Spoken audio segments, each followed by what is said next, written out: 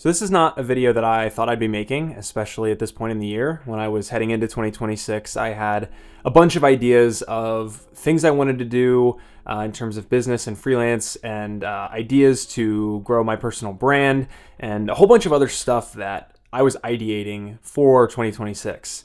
But as the title says, I am somewhat stepping away from freelance, and I want to kind of share the story as to why that is. Now, I'll give a disclaimer, I'm not stepping away from video. In fact, I'd argue I'm stepping even further into video production as my full-time career, but I am kind of taking a step back from a lot of freelance things due to a really exciting opportunity that has come up in the last couple of months. So back in the fall, I think it was November of 2025, I saw a job listing. I don't remember what site it was on, but I saw a job listing for a local production company that has had the opportunity to work with some really cool brands across the country and across the world, and they had an opening for a director of production. I looked at the job description and it included essentially all the responsibilities of a cinematographer except in-house. So they'd be handling all the equipment, they'd be managing the call sheets and the shot lists and the storyboards and the visual style of each project. It looked like a really good fit for me, and so I applied, which also kind of felt like a Hail Mary because surely they'd find someone else with more experience. And I never heard back. And so I kind of took that as, well, I was right. Okay, they probably found someone with more experience. They brought someone else on. They decided not to hire for the job. Whatever happened, I never heard anything back. The holidays happen. The new year happens. I get back into freelance rhythm and start to line up projects for the new year. And then I get an email from that production company basically saying, we're sorry, we got super busy with work, and so we kind of stopped looking for someone to fill that role. We are really impressed with your stuff, and we'd love to have you come in for an interview. I ended up having to wait a few weeks to go in for an interview, which did not help with the anxiety and whiplash I was going through. But it did give me time to kind of process through and think through all the different scenarios that I might be put in if I were to get offered the job. For those who don't know, my situation at the start of 2026 was I had a part-time job at a church that was taking up about 30% of my time and providing about 30% of my income. And then I was doing freelance cinematography work on the side. Very occasionally doing grip work or gaffer work or passion projects or things outside of what I would consider cinematography. And then of my freelance work that I was DPing, some of it was through my production company, and I was kind of handling all the client management, operating as a one-man company and handling all those things. And then the other half of it was me actually acting as a DP, hiring on crew, hiring on staff, getting hired by companies to shoot and hand off footage.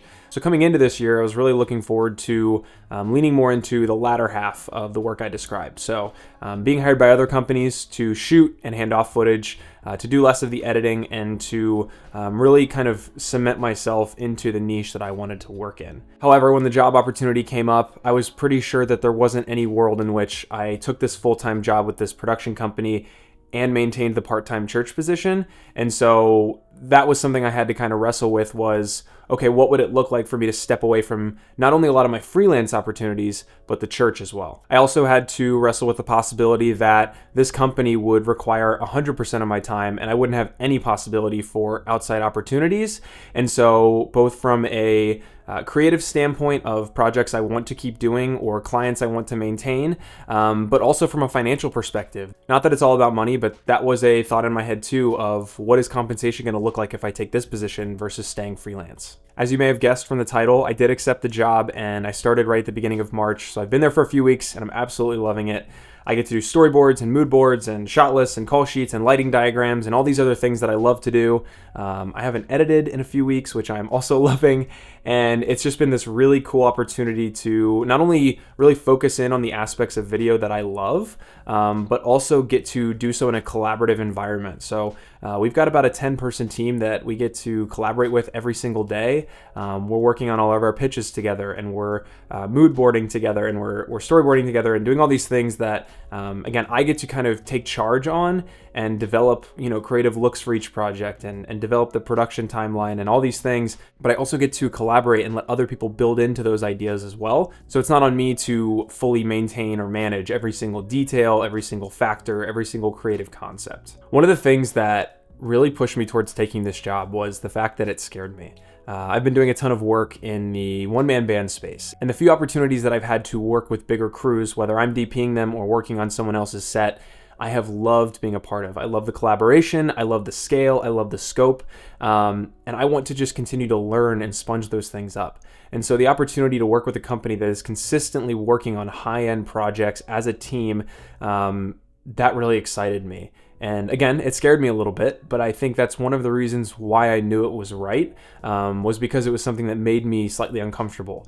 To know that I'm walking in, we actually have a shoot tomorrow. I don't know when you're watching this, but we have a shoot the day after I'm recording this, and it's my first one, and I'm scared to go in and lead a crew that's been working together for weeks or months or years, and I'm coming in as the new guy to kind of take charge and lead the shoot. That scares me a little bit, but I know that's a good thing because that means I'm going to learn a lot.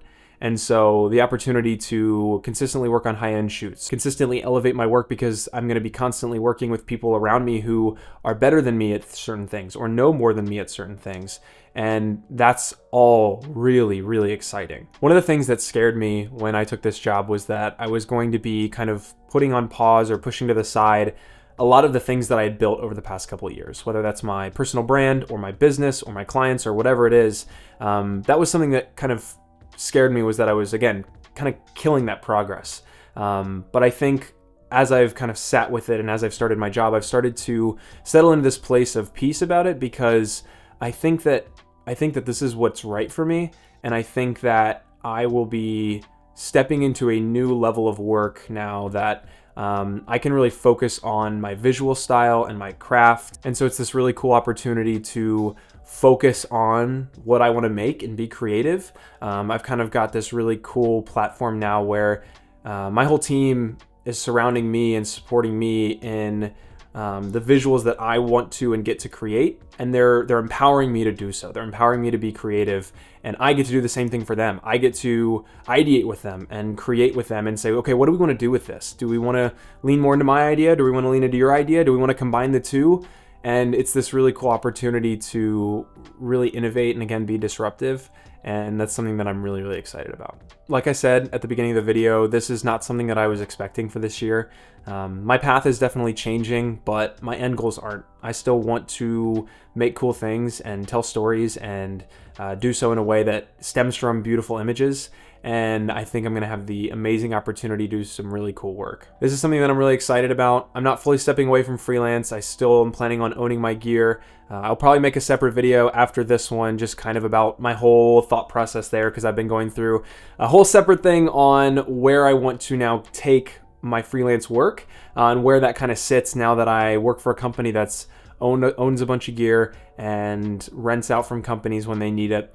So now in theory, what is my gear for me? So I'll probably make a separate video talking through my thought process on that. If you have any quick insight, you can leave it here, or you can leave it on that video when I make it. If you want to check the company out, they're called Fourth Floor Creative, based here in my hometown of Cincinnati, and I'm really excited. Again, I've already been there for a few weeks. We've got our first shoot coming up, and a ton more down the pipeline. Thank you guys for checking out this video. Again, this is something I'm really excited about, and hopefully it means that I get to share some really cool stuff with you guys, some cool behind the scenes, whether that's on this channel or if the company shares it as well. But yeah, thank you guys for checking out this video. This is a really exciting kind of shift in my life, and happy to share the news with you guys. Yeah, please follow along, like and subscribe if you haven't already, and I'll see you guys in the next one.